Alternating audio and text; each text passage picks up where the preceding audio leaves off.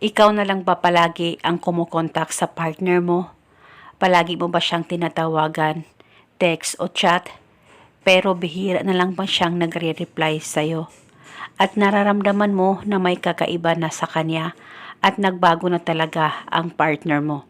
At palagi ka na lang iyak ng iyak sa kahihintay na ikaw ay mauuna na tatawagan niya pero wala talaga.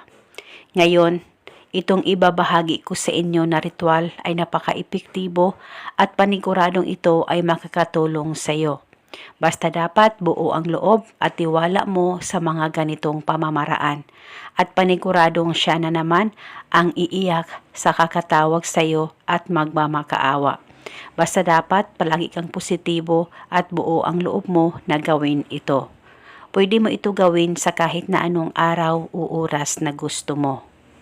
Ang gagawin mo lamang, kumuha ka ng garapon na may takip, lagyan mo ito ng kalahating tubig.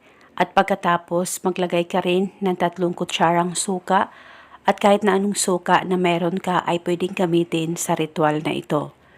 At pagkatapos kumuha ka ng papel at panulat at isulat mo ito sa papel. Pangalan at apelyido, ikaw ay iiyak sa kakatawag sa akin ngayon mismo. Isulat mo lamang ito ng 1 beses.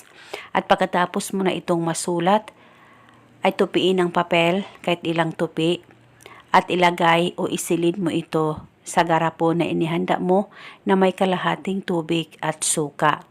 At pagkatapos mo nang malagay, lagyan mo rin ito ng kalahating kutsarang asin. At bago mo ito takpan, hawakan mo muna saglit ang ritual, baka isipin mo siya ng mabuti at banggitin mo lamang ang nakasulat sa papel ng paulit-ulit kahit ilang beses ay pwedeng-pwede po.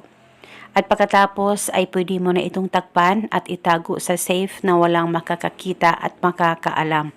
At kahit palagi na siyang tumatawag sa iyo at naging okay na kayo ng mahal mo, ay pwede mo pa rin panatilihin ito na nakatago. Depende po sa inyo. At eto muna sa ngayon, maraming salamat po sa panonood. May God bless us all.